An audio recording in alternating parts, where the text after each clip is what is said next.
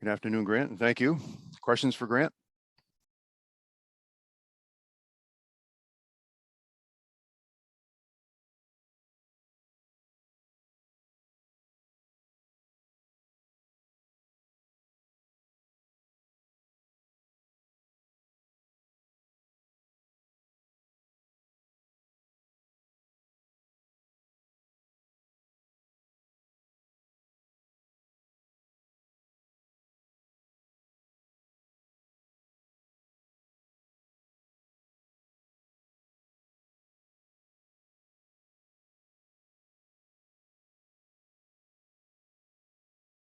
That's and others.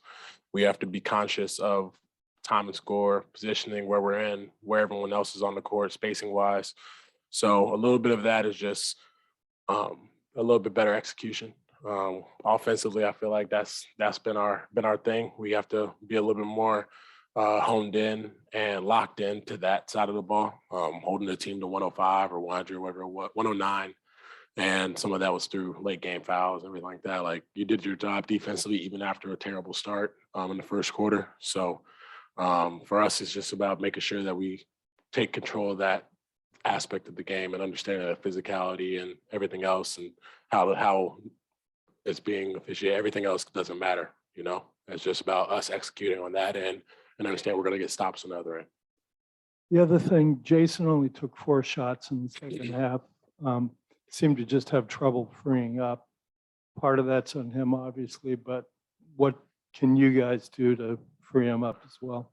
Yeah, I feel like we didn't do our. I feel like we did a good job of, you know, putting opportunities at the one point, but we didn't do a good job of spacing, giving him a place to kind of play how he plays.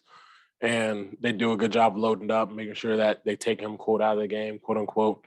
But we have to do a better job of maybe off ball actions, or even just making sure that we understand that the screenings that we need to set, and they're gonna shrink the court. Like, some of the shots that we take aren't gonna. Sometimes they might have to have games like that where he only shoots 4 in the second half, but others he might have to take more. So, like, shot wise, I don't really think too much of whether he shot the ball or whether he didn't shoot the ball, but what we could have done better offensively as a whole to look better as a team.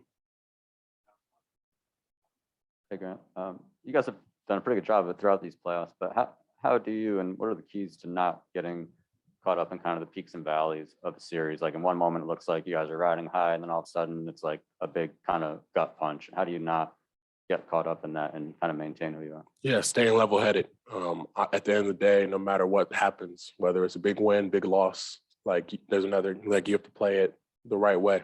You can't let it carry over.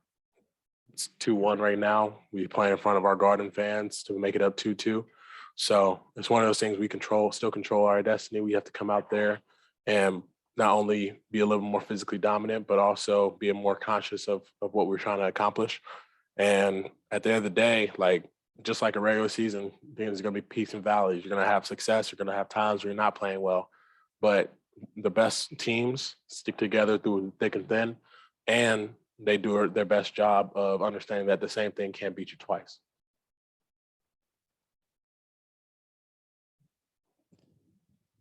Hi, Grant. Bam was very aggressive last game, especially without Jimmy on the floor. And then all the balls come to him, and then he actually take advantage under the paint. So for you, for the next game, if you do the small ball again, so what's the strategy for you defensively against Bam Adebayo?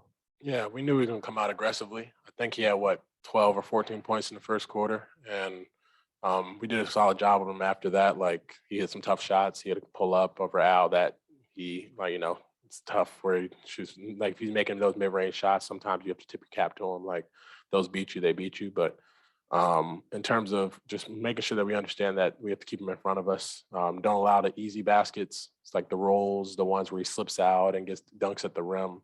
Those are the ones that you take away from him.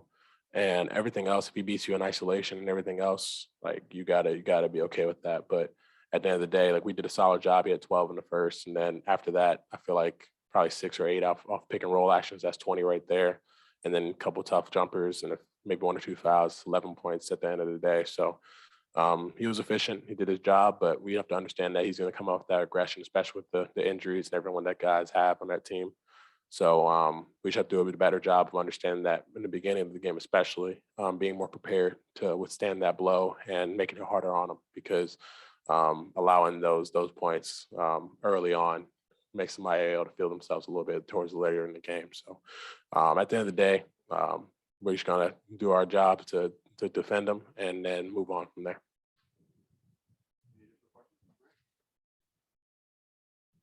Thanks to us.